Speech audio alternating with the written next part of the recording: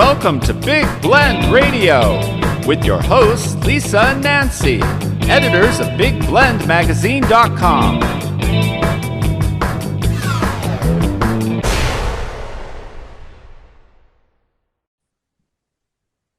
Hey, everybody. Welcome to Big Blend Radio, second Wednesday books and author shows with our friends, Books Forward. We love them. We've been working with them for a gazillion years, and we're all much younger today. Today, we're actually having a fancy, it's a fancy day. We have four authors, a little mini new book festival, and one of the authors is George Franklin. That's a good name, right? George Franklin. It's very patriotic. Are you related to Ben? I'm not, but I can claim to be if you want me to. Well, he was a writer. He started the first almanac, and apparently it was kind of and it was supposed to be entertainment, and then it turned into something that people really read for farming and stuff, right. stuff. But he was full of satire, so that's why I thought you guys might be related. But I'm very excited to have you on the show, George. You've got your latest book out. It's called A Feeding Frenzy in Washington. And it is so much fun to read, and it reads really fast, and their characters are strong, and I think we need this now more than ever because a lot of us are incredibly frustrated with what's going on in politics in our country and other parts of the world. And I think we have to have some humor because you can't just, get too mad, even though we should be mad at certain things. So what I mean. Sure. And first of all, thank you for having me. Really appreciate the opportunity. And you're right on. I wrote the book. I thought it's time. Let's all stand back and laugh a little bit at ourselves. Somehow the nation's going to survive. Sometimes we wonder how it's going to survive when you see Congress and who's there and what they do. But we managed to survive. And I think a little bit of humor is really in order now. And it's bipartisan humor. I make fun of Republicans, Democrats, liberals, conservatives. I sort of got them all in there. And the characters are composites. I spent almost all of my professional career, lawyer, lobbyist, representing the food industry. Mm-hmm. And I went back, I've represented the Soft Drink Association. I represented McDonald's. I represented Kellogg's. And I just thought, you know what I'm going to do? I'm going to get outside the beltway that surrounds Washington and look back in and just give people an idea of what goes on in Washington in a humorous fashion. And Lisa, I have to tell you, there's a thread of reality throughout the book, which I've tried to maintain, even though it might sound, sometimes you wonder, could this possibly be? Well, it's not all that far-fetched. No, not at all. But I mean, there's really, your characters are, you just get right in from page one. They're just so real and rich. And yet at the same time, we've done so many shows on politics, especially when it comes to public land. That's been a big thing that we've done and a whole bunch of other issues. And, I remember one we did a series, with Ocean Champions, and they're a nonprofit that raises funds for political campaigns so that they back people that were about ocean, clean oceans, making sure that fishing, that the fishing industry was healthy, and they worked with commercial fishermen to make this happen and things like that. So I remember shows way back when we did these live broadcasts where there were actual politicians and congressmen, especially in Florida. Oh, I'm going to get in trouble. And they would listen. And so we had to they worked with Republicans and Democrats, Ocean Champions, but they would listen, some of them, and to hear what the representative, it was usually Mike Dunmeyer, who's now, in wind, U.S. wind, and wind energy, but they would listen to him and try and plot attacks according to what he said on our shows. It was crazy. Well, and you are right. You are right on when you mentioned from the get-go about the characters. And it's interesting you mentioned Florida, because the first character I bring up is a congressman named Mickey Gertz, who might remind you of a current congressman. But Mickey Gertz, yes. But I also talk about the pork chop gang. Well, I worked in the Florida Senate. Wow. between college and law school. And there was a group called the Pork Chop Gang, and they represented the panhandle of Florida. They were all conservative Democrats. It was the greatest collection of scallywags and scoundrels I'd ever seen assembled anywhere. And the fact that the Pork Chop Gang existed, they operated as such. As I say in the book, they were able to lather their districts with pork in their pockets at the same time. And so once again, going back to there's a thread of reality from the very first page. There's some realism to the book built around these fictitious characters and these fictitious stories. Well, one of the characters that I thought was interesting, especially because it connects to your history in Kellogg, and everyone, I need to back up a little bit and reintroduce George a little bit, because George has quite a life. He's a lawyer, a lobbyist. Yes, he knows about lobbying. And when you read this book, it's the nitty gritty. It's a nitty gritty. Dirt Band wrote this, right? Right. He is a businessman, candidate, speaker, author, and he's also written some other books too. We can do Raisin Bran and Other Cereal Wars.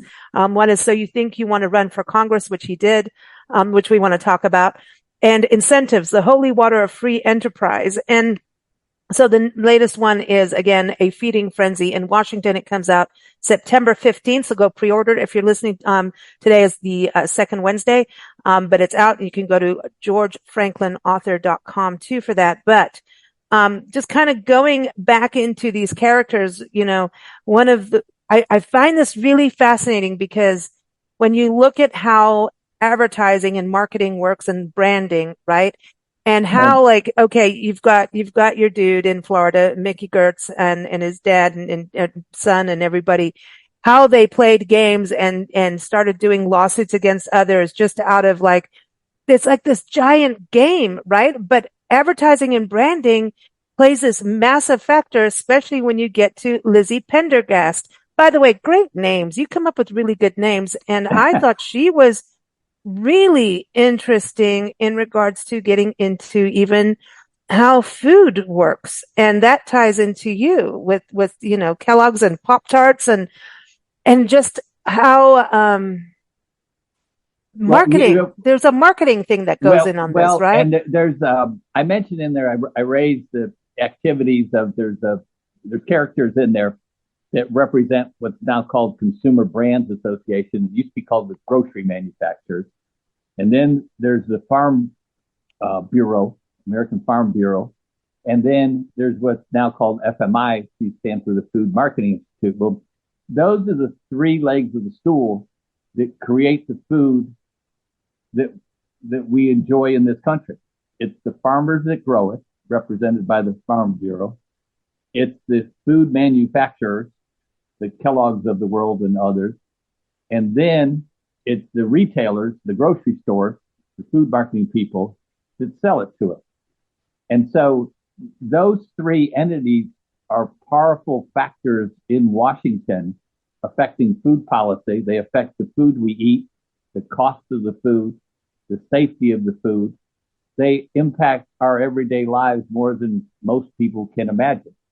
Mm-hmm. And so once again, they're fictitious characters, but my basis for putting them in the book is they are the main players in the Washington world of food policy, and they affect all of us every day when we walk into the grocery store. Wow. And then when you think about campaign contributions, I remember, I think they started doing this, certain entities didn't have to release their campaign contributions. One of them being the Humane Society, which I thought was weird, the NRA. There was a couple nonprofits in there, and certain companies didn't have to say what they were doing. Does that play a game in all of this in politics, is those contributions? And when you think about food, it's like, hey, here, I'm going to, give you this over here. You're going to do this. It's going to look really good. And then, well, you mentioned in the introduction, which is very gracious of you. I did run for Congress. I ran in the Democratic primary. I found out if you come in second out of 6, it doesn't work. But I wrote a book about it to talk about what it's really like to run for Congress. I enjoyed campaigning. I enjoyed being in people's living rooms. I enjoyed the give and take of policy discussions. I hated, as most politicians did, raising money. It is it is god awful. It is just I don't know, given the court decisions, there's no way to really stop it. But you spend an inordinate amount of time raising money so you can get basically on television. I know everybody talks about the internet and social media and all this stuff. Well, the big gorilla is still that television box in your living room. Okay. That's still the big gorilla. And it costs money. It costs money to communicate your message. And you can pretend like it doesn't exist. You can pretend like that's not the real world, but it is the real world. And the other thing I wrote, just a little bit change of tact here. You mentioned my first book. It's called Raisin Bran and Other Cereal Wars. and it was interesting because I was the vice president of worldwide government affairs of Kellogg Company for years. And I worked with a lot of really smart people that had degrees from very fine institutions, that had MBAs from fancy schools. But the one thing they didn't seem to know anything about was government relations. So I called the dean of the business school and I asked her, I said, do you teach government relations? And she said, well, no, that's political science. And I said, well, every major company in the United States has a government relations department, just like they have sales, finance, and marketing. Business schools, they don't teach it. They just, once again, they pretend like it doesn't exist. So I wrote the book to tell people what lobbyists really do as opposed to what they think they do. I have to read all your books now because even just in school, like I think it should be taught in high school even. And it's interesting because like Chambers of Commerce has government affairs, and that's actually like I know they do networking and events and all kinds of cool things, right? And marketing for businesses, but really government affairs is where it started. It was like, protecting the small business owner and the business owners and the corporations and everything. And they had lobby groups in the Chambers of Commerce, and that's a huge role of it. And I think that's the only way we really hear about it in smaller communities sometimes is that. And I just think it should be part of school. I don't know, maybe because I was raised in different countries. I graduated in South Africa. So like let's get into South African politics.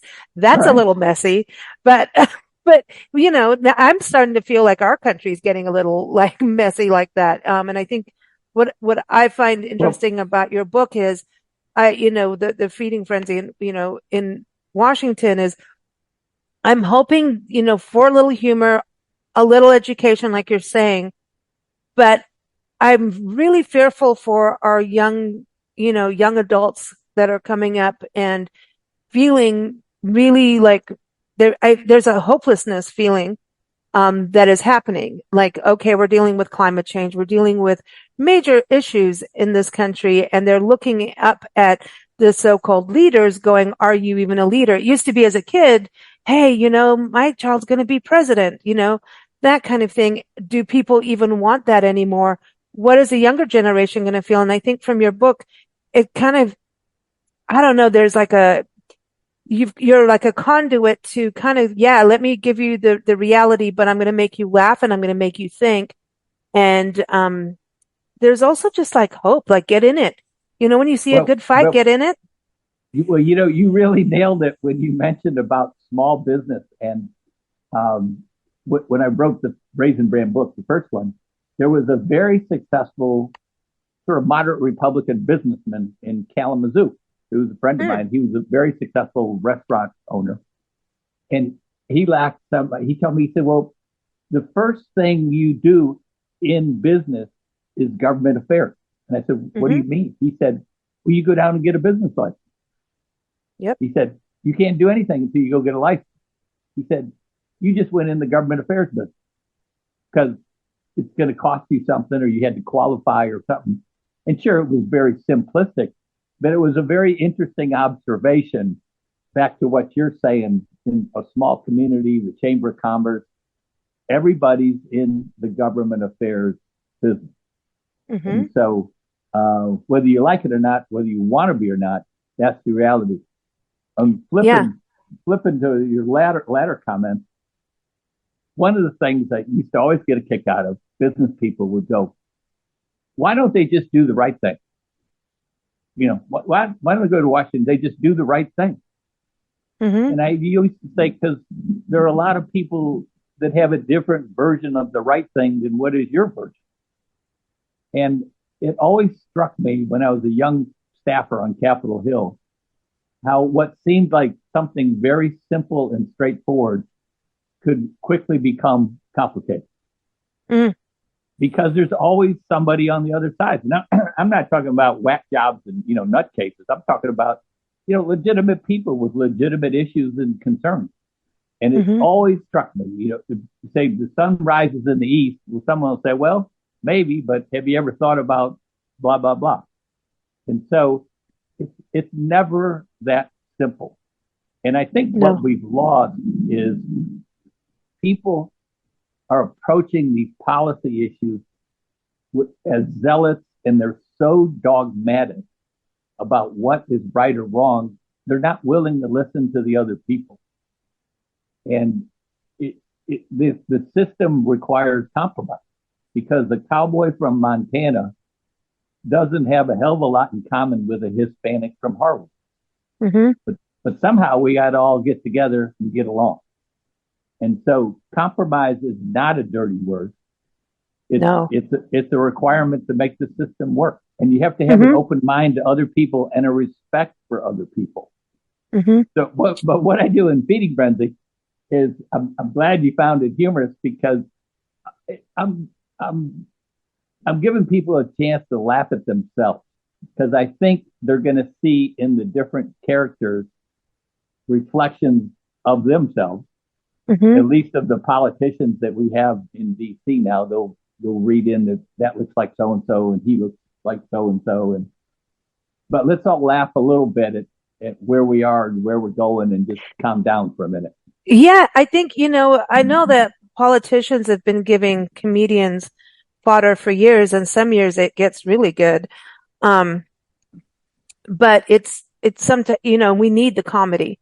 And I know there's many people who want to shut comedians up, which I'm completely against. I think, if you want to go hear a comedian and they say something you don't like, just leave and whatever. But people need to have that humor to be able to move on.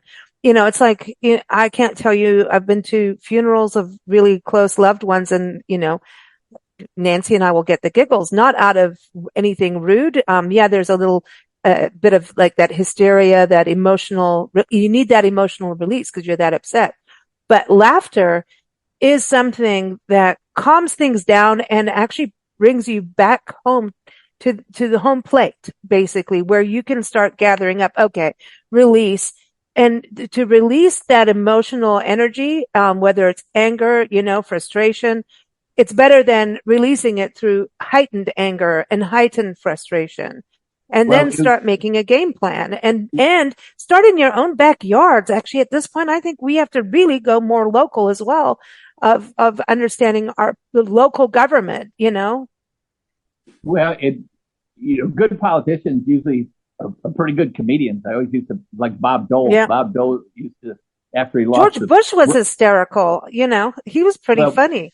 Well, Bob Dole, after he lost his race for president, they said, how is he doing? He said, well, I went home and slept like a baby. I woke up every hour and cried. And then Ed Koch, some of your listeners might remember Ed Koch. He was the mayor of New mm-hmm. York. And he'd been a congressman and then became mayor of New York. He was a funny guy. He used to say, if you agree with me on 9 of 12 issues, vote for me. If you agree with me on 12 of 12, go see a psychiatrist. And so I like that. You gotta, everybody's got a different version, and everybody's got to learn to live together and let's open their minds a little bit to other people's viewpoints. Mm-hmm. Now let's talk about the actual mudslinging. because it does get dirty in there. And what is that like? Because you do cover that in the book. Again, everyone, a feeding frenzy in Washington. So you could have just called it DC, and it's the same thing. We think of it, but it is it's a great title, a feeding frenzy, but it is like that. And there's dirty jabs, like even when you're talking about getting on TV and doing those commercials, it's like a majority of the commercials, I would say about 80, maybe 90% are like attacking the opponent instead of actually getting to the root of what you're trying to get people to vote for. It's like, vote for me because that person sucks. And I think we're getting a little tired of that as the populace. Like, can we actually hear the real thing? But the problem is, first of all, you have what's called oppo research, is the shorthand for opposition research, oppo research. And so everybody does oppo research on all the candidates. And unless you've lived in some sort of a hermetically sealed bag and you're over 25, there's going to be something to attack you with. And they will attack you. And it usually stretches the truth. It doesn't matter if it's true. But once you're attacked, you're guilty. That's it. All right. You run the ad. You can refute it all you want. You can provide all the evidence you want. And the reason politicians keep doing it is because it works. That's the sad part. You go out and take a poll of the American public. I'll bet 80% of the people would say just what you're saying. I'm sick of all this negative advertising. Get rid of it. Be positive. Tell me what your future looks like for the country, where you stand on policy issues, which everybody would say that. But as a practical matter in the campaign, the attack ads work. And it reminds me a little bit, actually, in the food industry. We used to do what were called market basket surveys. And you'd stand outside a grocery store. And, I remember these, yeah. Yeah, customer would go in and say, what do you want? And I said, well, I want less sugar, less fat, less salt, high fiber, high protein. They rattle off all the do-good buzzwords of the day. And then when that same person left, you'd look in the basket what they bought. And there was often little, if any, correlation between what they bought and what they said they wanted. And so we've got that in the political world. And people, I'm with you. I hate all this negative advertising. They attacked me when I ran. I was a corporate lobbyist and I was a corporate this and that. And, but it works. That's the problem.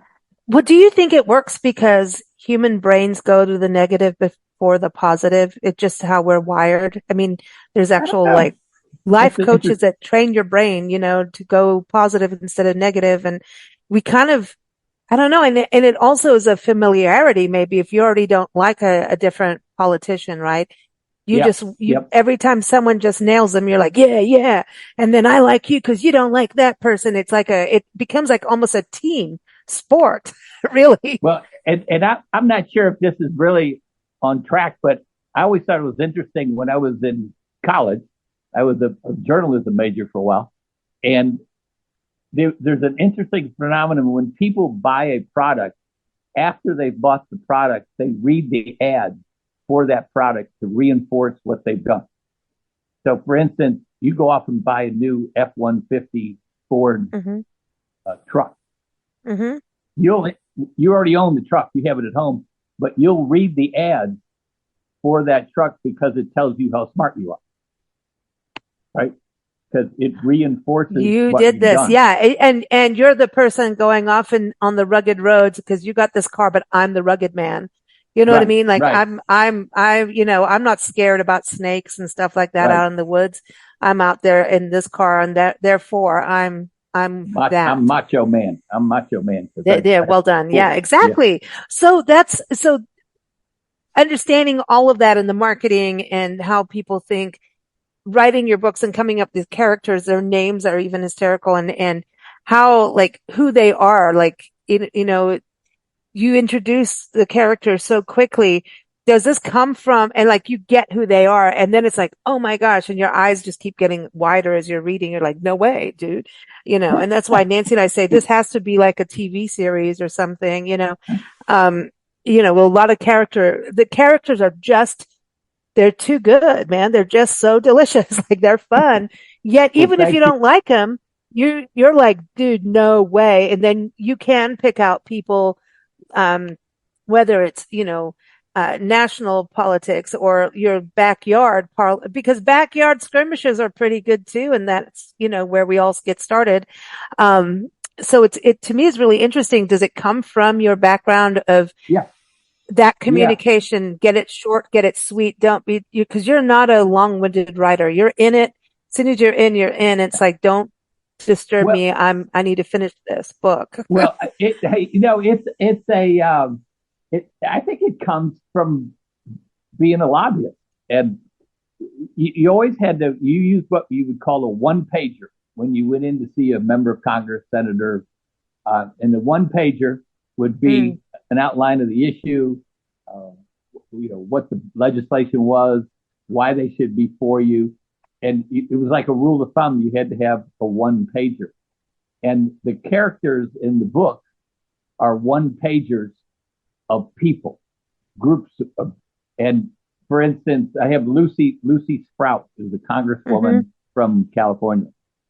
Well, she might remind you a little bit of a well-known congresswoman from New York. She might remind you of a senator from Massachusetts. Mm-hmm. She might remind you of some of her colleagues from California. And what I've done is sort of cut and pasted and put people together based on real people I met and real episodes. I have in there the lead lobbyist is PJ Snake Boot Jackson. Okay, I love it. He's a composite of two or three big time lobbyists I knew over the years, and he gets into some funny episodes. Well, each episode was really a real event that one or few of these lobbyists I observed or saw or heard and just, I got a laugh out of the time and I just sort of parked it away in the back of my head. But it's real stuff from Washington put in fictional form.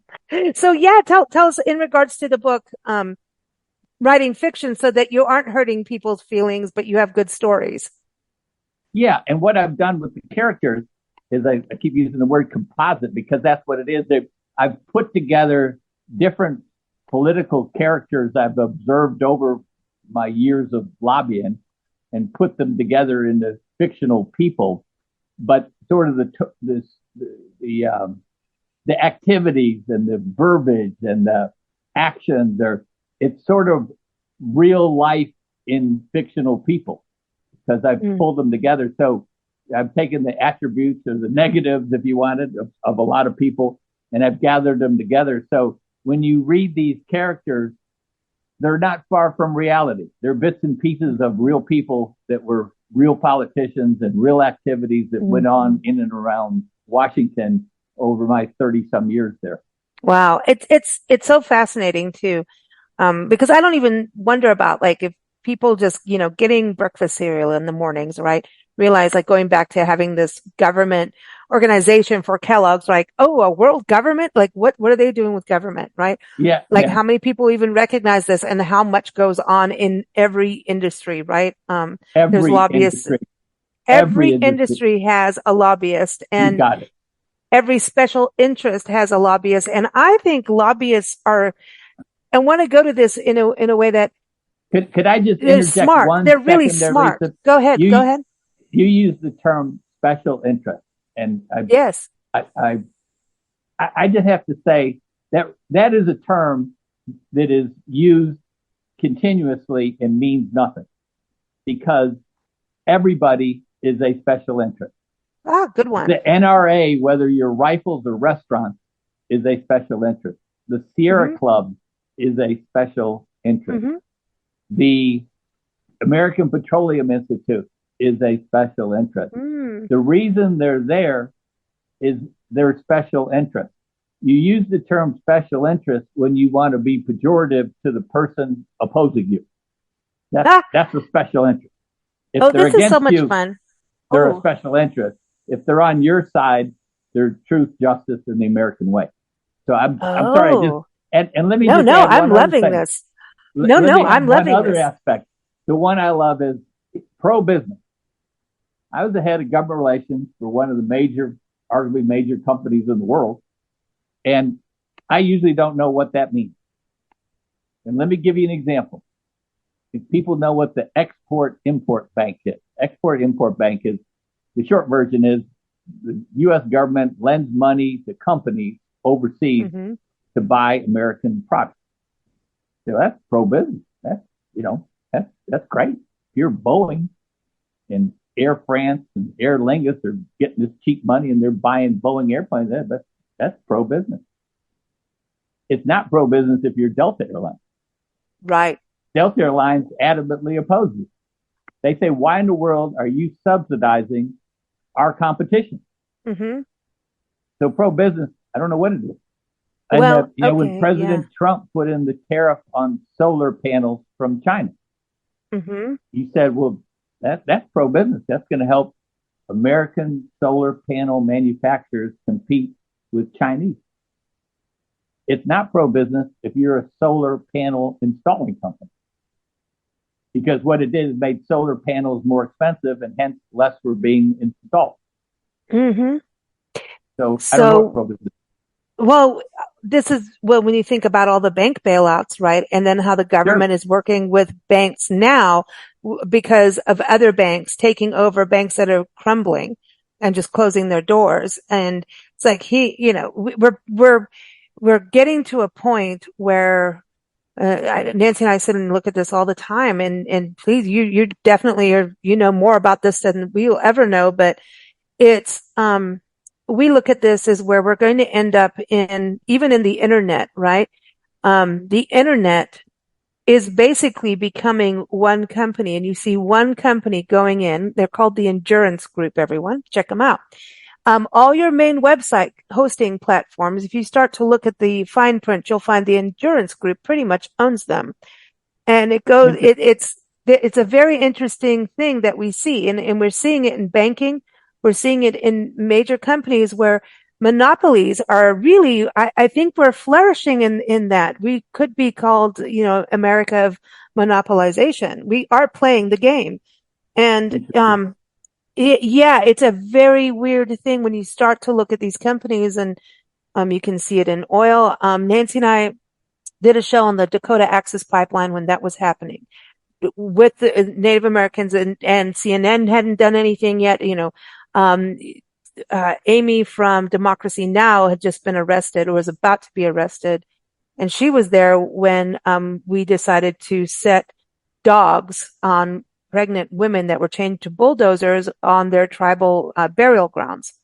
And so all of this is going on. It was high drama, and it was a Labor Day weekend. You know how things get passed over Memorial Day, 4th of July weekend, Labor Day is always a good time. That's in the book. It's in there, right? And so no one was covering this, and we're like, sure, we'll do a show. Like, we can do whatever we want. Let's do it. Well, then we started digging into oil leases and found out all these shell corporations, including Shell, being, all these companies, and they were all owned by banks. And then you started going into the banks and then realizing the banks owned each other. It was this, and then I started calling oil lawyers, which was the worst thing to do. They don't want to go against what's going on. It was crazy, like what we went down this rabbit hole of silliness. And it's not silliness. It really does affect people, what's going on. But that was when we started to really understand that this country is really geared towards a lot of monopolization. And that is something very scary to us, Well, one of the main themes of a feeding frenzy is I talk about, the PJ's trying to get some money placed into a huge appropriations bill, the agricultural appropriations bill, which is usually about $27 billion, and get it tucked away there early, and then wait until they don't meet the deadline for getting all the appropriations bills, and they put it together in what's called an omnibus appropriations bill.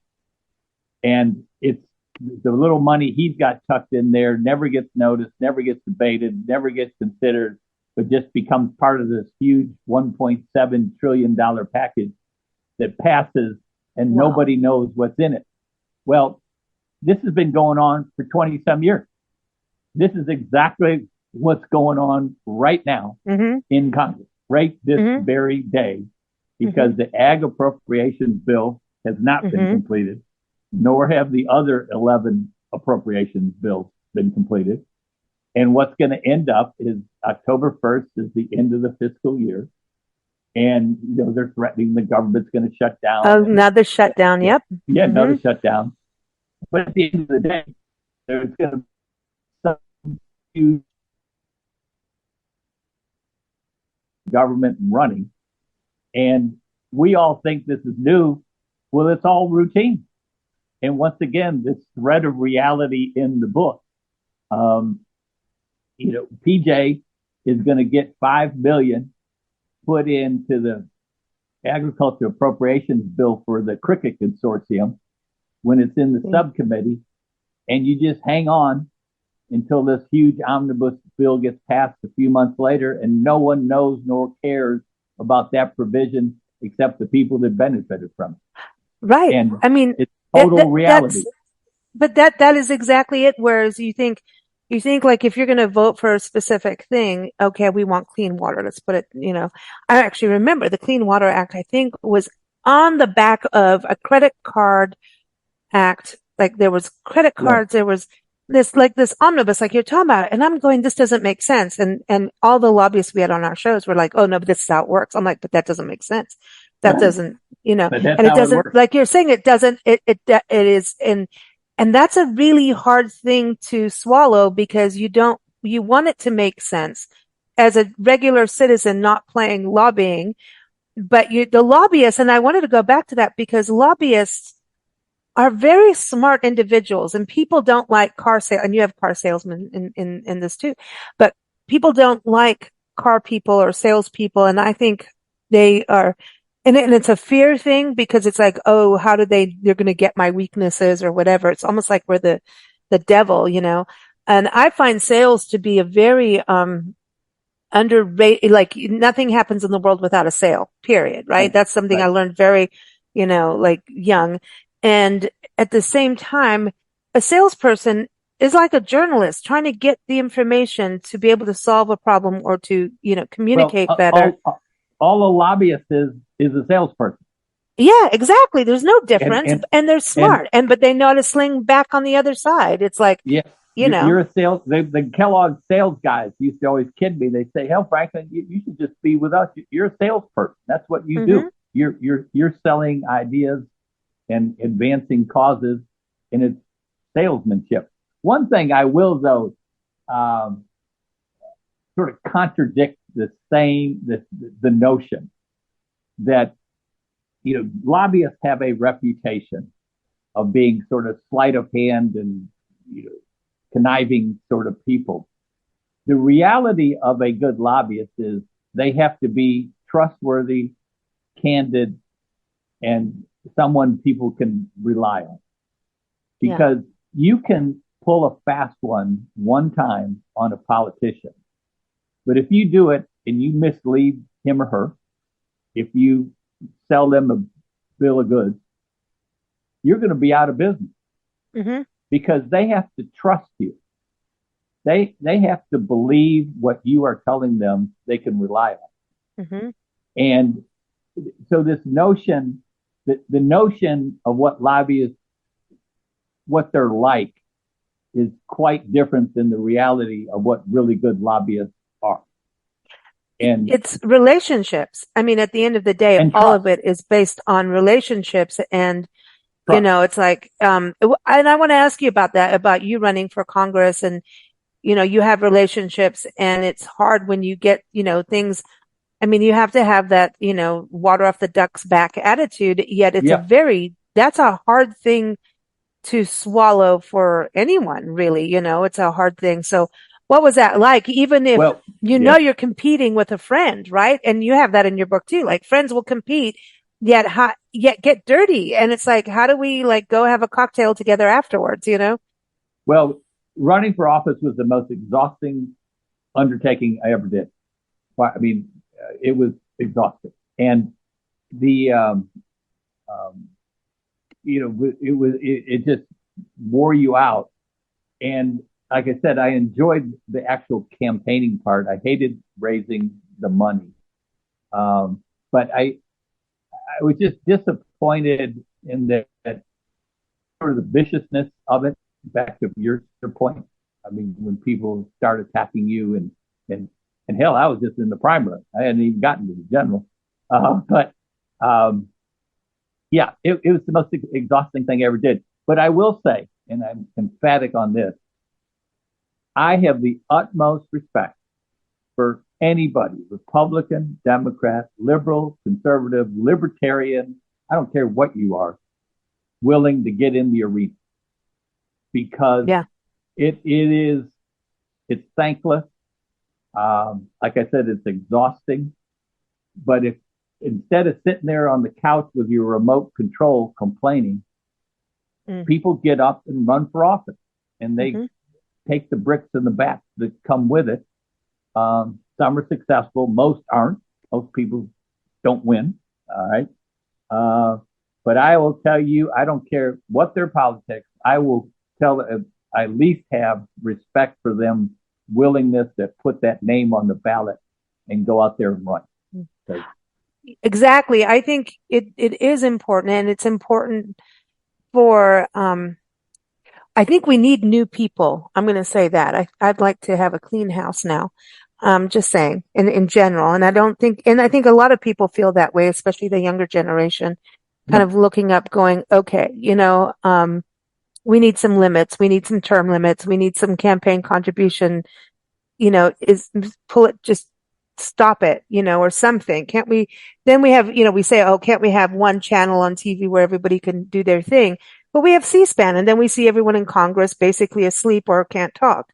It's getting to a point where I think we have a restlessness and an anger. And even as I'm saying this, I'm starting to feel myself get a little heated because there's a huge disconnect, honestly, between DC and its feeding frenzy. It's like a Shark Tank to what the problem is us, the people.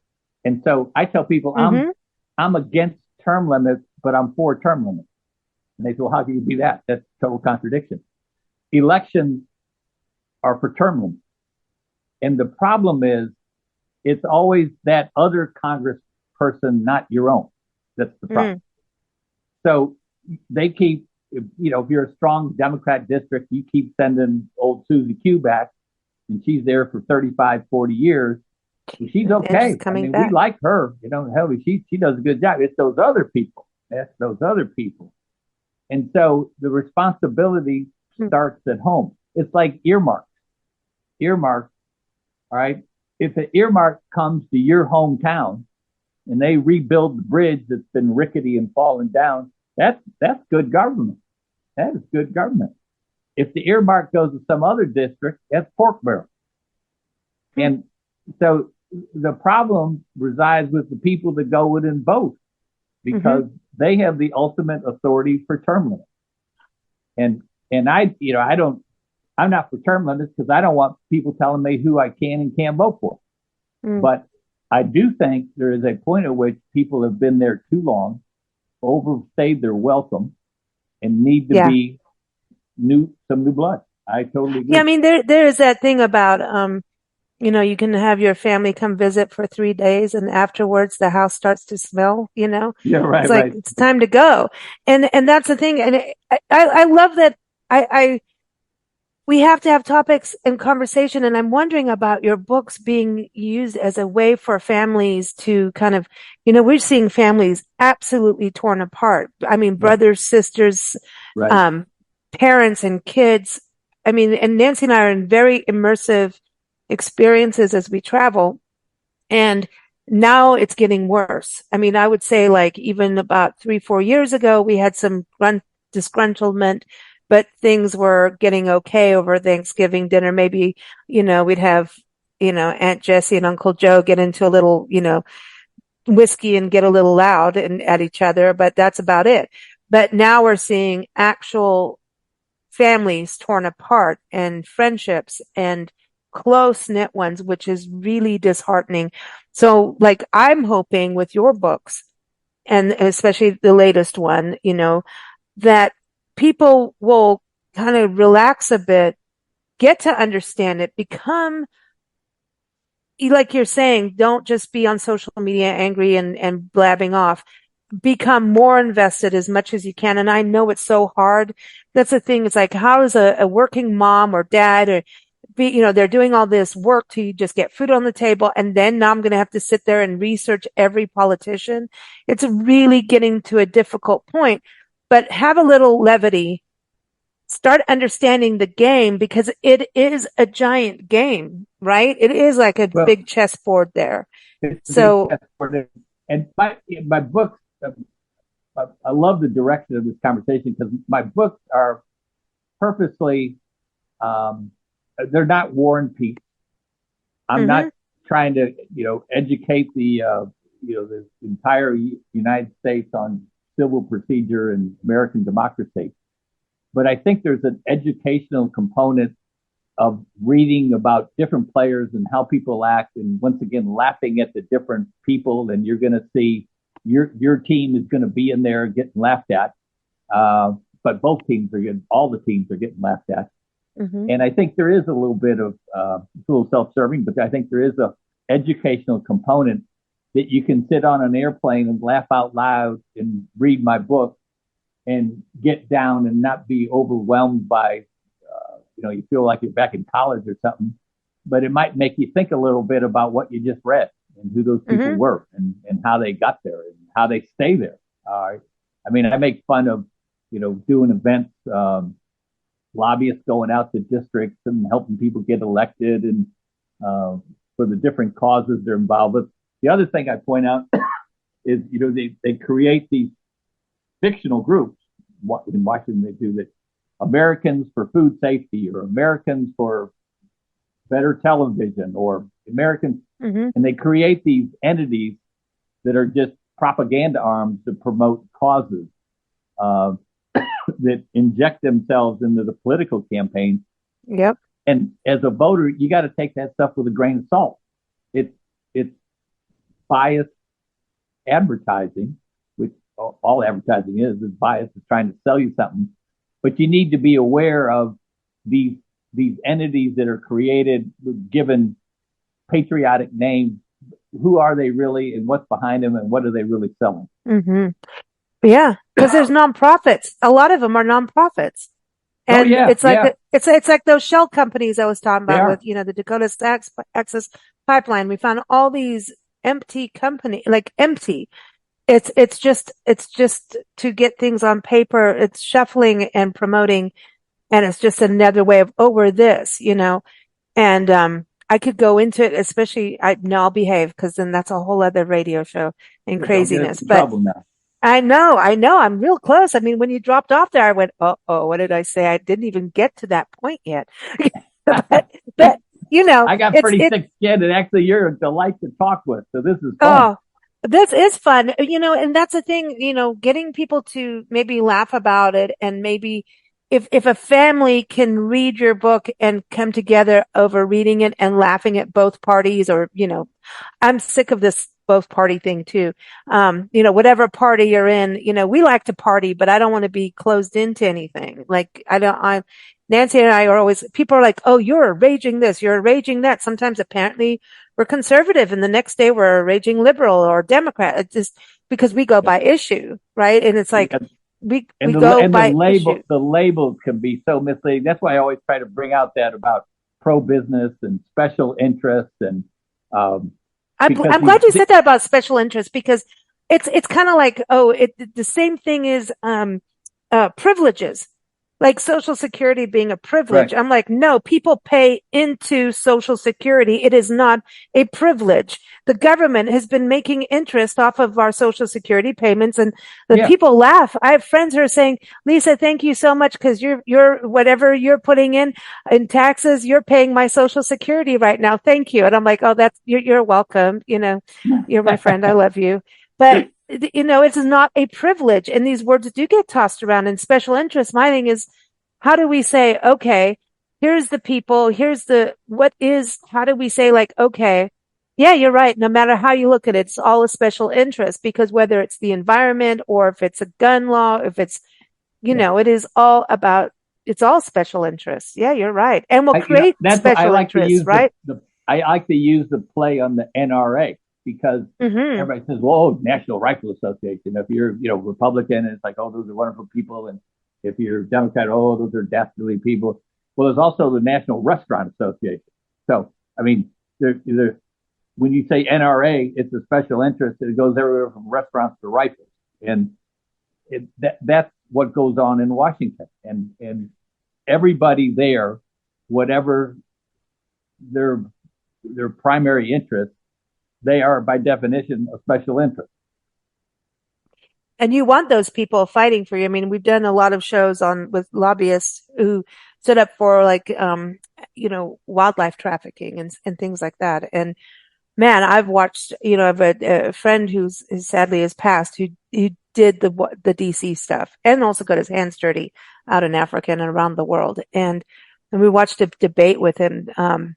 And I every year or two, I rewatch this debate of his.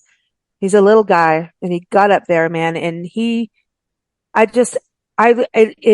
is a piece of art to watch a good debate. It is, Yeah. It's about being a good listener and being on it and knowing your stuff. A good lobbyist is so valuable. And it's true. It's like a salesperson, right? A good salesperson is you're representing that company, that product, that special interest, however you want to call it, right, and is out there, and to be able to field things. Yeah, mudslings at you. Well, how are you going to sling back? Are you going to take a duck, be kind and figure things out? I mean, you have to be able to know everything on your toes. You have to eat, sleep, drink it, right? To be able to be that good. I remember one time, here's a real life example. And the title of my first book, Raisin Bran and Other Cereal Wars, and I won't get into all the details, but it was about Raisin Bran being in a big federal program. And so there was a consumer group that was opposed to us being part of that. Well, the late Senator Carl Levin, who everyone, Republican and Democrat, would agree is probably one of the most thoughtful senators anybody had ever run into, with great integrity. He called me up and he said, this consumer group is saying, it shouldn't be in this program. And he said, can you come up here and meet with me in my office with the guy from the consumer group? I want to hear this out. So I went up to Senator Levin's office and sat in his office. And there was a guy from the Center for Budget Priorities, I think, which is, a liberal consumer group. And it was me, this guy, Senator Levin, and Senator Levin's chief of staff. And we had a debate. We were in there for an hour. And it was like, I was saying why we ought to be, what made sense, blah, blah, blah. The other guy, he's a very decent, honorable guy. He presented his case. Mm-hmm. And luckily for me, on this particular one, at the end, Senator Levin looked at the other guy and he said, I'm sorry, I'm with the company on this one. This doesn't make sense why they're not in there. But it's exactly what you're saying. That is a true life story.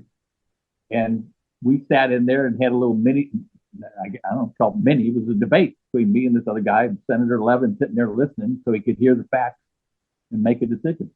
Well, and I love to hear that, because you want to hear that happens, because I think we get to this point of like, are they shuffling papers up there?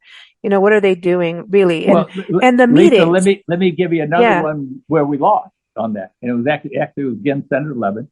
It was the big Reagan tax bill of $19 million Kellogg would save, with the tax reduction. And so I went in with our CEO to see Senator Levin. And we met with him, and at the end of the meeting, he said, I'm sorry, I just can't support this bill.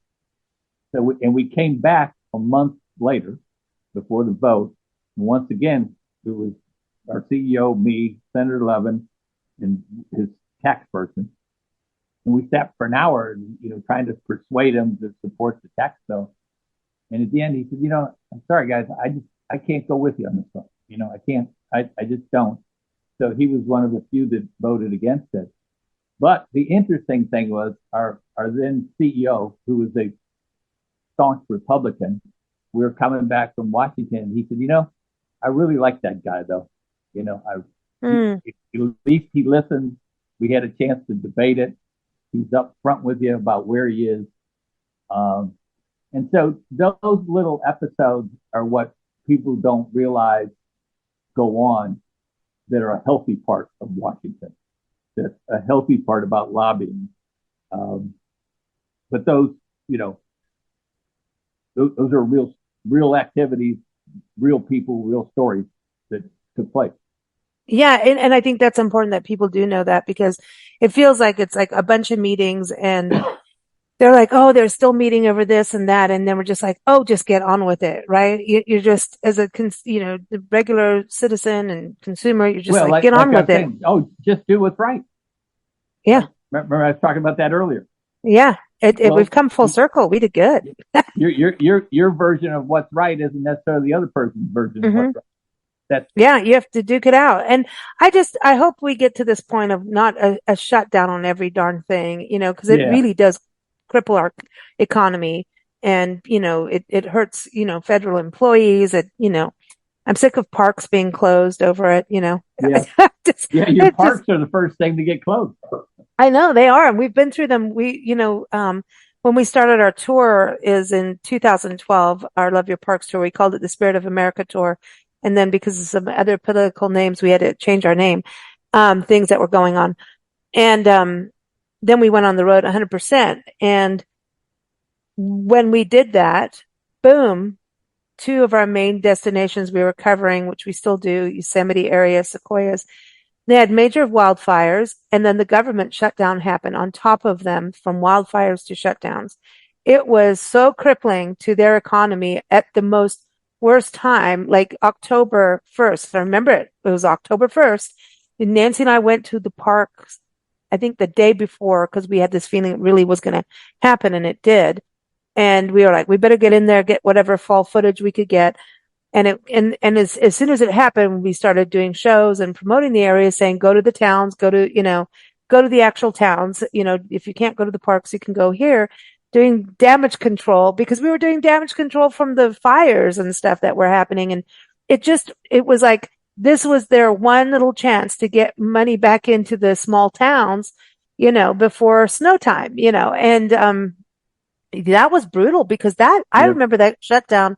I think it lasted almost like 3 weeks or something I think that was 2013, 2014. And it lasted a while, and it really hurt. And I think, when you're on that side of how that affects small business and it moves down. I mean, I know, we survive on advertising, and that didn't help our people and that didn't help us. We were getting a little pissy about what was going on in DC, and we're like, okay, you suck with what you're doing. And if you're going to, there just has to be, like, can we put a time limit on the debates and the arguing? Like, you need to get your point in at this point. Like, I almost feel like it should be like a TV debate, because then you have a time limit. There's the difference between the House and the Senate, which people don't understand. And when legislation goes to the floor, it gets what's called a rule. It goes to the Rules Committee. And the Rules Committee will tell each side how long they have to debate. So they'll say, okay, the proponents get an hour, and the opponents get an hour, and then there's an hour of closing. But there's a set time limit set by a rule that controls how long the bill can be on the floor. The Senate does not have that. The Senate has no time limit. That's why you can have one person get up and filibuster. That's why you can have this debate that drags on endlessly. Yeah, well, it needs to end. Well, yeah. Well, that would need a change in the rules. And actually, it is brought up often. But then what happens is you say, okay, we're in the majority. Let's say you're the Democrats and you're in the majority. So you control everything. And then you say, well, let's put a limit on debate. Well, the people not in the majority say, whoa, whoa, whoa, whoa. This is the only way we get to stop stuff. We get to derail it.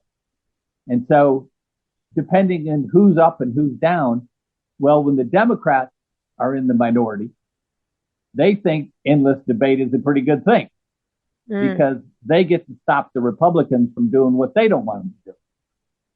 So it just flip-flops who's on top. And so, people say, well, watch out what you wish for, because right now the Democrats got 2 votes or 1 vote or whatever it is, but they got the majority. So they think ending debate is probably a pretty good idea. But wait until after the next election when the Republicans have 1 or 2 more. And then those same groups that thought ending debate was a great idea are going to say, whoa, wait a minute. We didn't mean that. We didn't mean you can pass these anti-environmental bills. Man, yeah. This is like sports. This is like a full-on sport, but we're running countries this way, and it's affecting human beings and nature. Got to go there. I'll stand for our parks no matter what. I'll get up in that tree and not come down. Well, but I've been told that I need to just keep doing what I do instead of do that. But really, I think if your listeners want to have a fun read, learn a little bit or maybe a lot about Washington in a fun format. Well, you just taught me a bunch. Thank you. With characters. My website is georgefranklinauthor.com, and you can send me an email. And if you got a question about any of these things, I'll be glad to answer it. Sometimes, and you're on social media too. You're on Facebook. Yeah, not as much. I do LinkedIn, but I really I'm on the college circuit. So if anybody, I go to colleges and speak a lot, which I enjoy. That's awesome. That's talking awesome. About lobbying and government relations and so on. So I'm more than accessible. I enjoy doing it. So once again, if your listeners, hopefully they buy the book and enjoy it. And but if they have any other kind of questions or interest in any of this, just pop me a note at georgefranklinauthor.com. Thank you so much, George. It's been a pleasure. And yeah, you've given me some good fodder there to chew on, as I keep finishing your book, which, by the way, everyone, you do need to go get it. Again, it is called A Feeding Frenzy in Washington. We all know it is. So check it out. And again, the website is georgefranklinauthor.com. And we also want to give a shout out to our friends over at Books Forward. Go check them out if you're an author at booksforward.com. They represent the best, and I mean it. We've been, like I said, they're the best. You know what? And we love them, and they represent really good authors of all genres. I think even today's show, we've got crime, we've got mental health, we've got kids books, we've got everything going on. So, and politics and crime. Did I put that in the same sentence? Sorry, George. You're being redundant. I'm sorry. Oh, I'm so sorry. All right. Well, thank you, everybody. Thank you for listening. Keep up with us at bigblendradio.com. Thank you so much, George. Thanks for having me. Appreciate it. Bye-bye.